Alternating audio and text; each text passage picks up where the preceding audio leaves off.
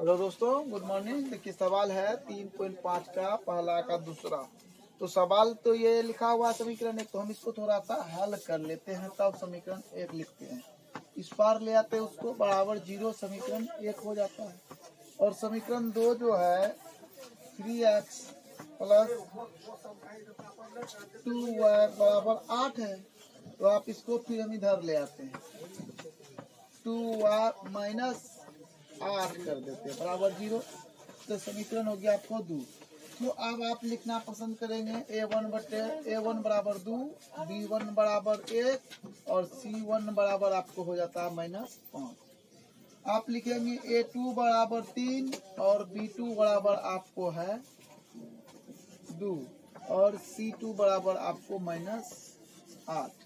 तो अब देखिए a1 बटे a2 क्या है 2/3 हुआ, और फिर b1 बटे b2 आपको हो जाता है 1/2। इस तरह से आपको मिल जाता है। तो इस तरह से मिलने के बाद क्या होता है आपका a1 बटे a2 b1 बटे b2 इतना है कि दोनों बराबर नहीं है। तो लिखिए a1 बटे a2 equal to note c1 बटे b1 बटे b2। तो इसका मतलब ये हो गया अद्वितीय हल होगा। तो अद्वितीय हल होगा तो अब इसका हम ब्रज गुणन विधि से हल करेंगे। तो अब देखिए ये सूत्र है ब्रज गुणन विधि का। ब्रज गुणन विधि का सबसे पहले आप ऐसे करके क्रॉस लगाइए और यहाँ लिखे x y और 1। उसके बाद b1 बटे b2 c1 बटे b1 यहाँ b2 यहाँ c1 c2 a1 a2 और b1 b2 होगा। ठीक है, अब आपको ऐसे फिर से बनाना होगा। आप हिसाब में आगे देखे होंगे, मान निकाला हुआ है।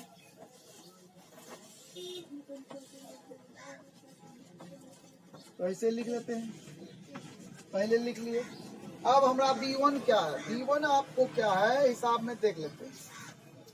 आपका तो वहाँ कॉपी में लिखा होगा, मेरे पास हिसाब में लिखा है, हम देख लेते हैं। b1 1 है और b2 2 है, लिख लिए 1 और 2। अब c1 क्या है मेरा -5 है और -8 है। तो उस जो समीकरण को इस बार किए ना, तो याद रखिएगा कि ब्रज गुणन विधि जब भी बनाइएगा तो समीकरण बराबर 0 होना चाहिए। जैसे कि 2x प्लस 3y प्लस 5 बराबर 0, इस तरह से आना चाहिए, तब जाकर के होगा। तो माइनस हो या प्लस उससे फर्क नहीं पड़ता। a1 क्या है, a1 आपको हो जाएगा 2 और a2 आपको 3 होगा और यहाँ पर 1 और 2 होगा। तो इस तरह से आपका हिसाब बन जाता है। अब आप यहाँ पर लिखेंगे x बटे जब लिखेंगे, या तो आप इधर से कीजिए या तो इधर से कीजिए, आपकी मर्जी। जिधर से गुना करना है कर लीजिए। जैसे आप गुना करेंगे तो हो जाएगा क्या 1 गुना -8 किए तो हो गया -8, फिर माइनस लगाइए।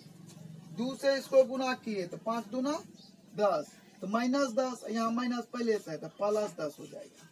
ठीक है, उसके बाद आपको लिखना होगा क्या, इसको इससे गुना कीजिए तो -15, -8 दूना 16 +16 हो जाएगा।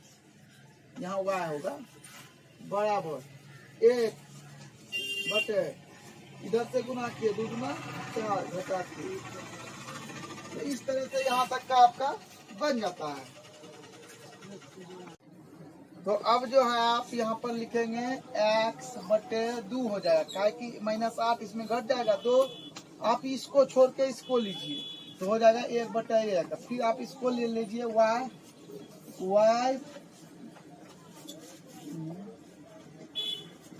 y बटे, आप इसको जब घटाएंगे तो 1 आ जाएगा बराबर 1/1। तो इस तरह से आप कोना कोनी गुना करेंगे तो x बराबर 2 और y बराबर आपका 1 आ जाता है।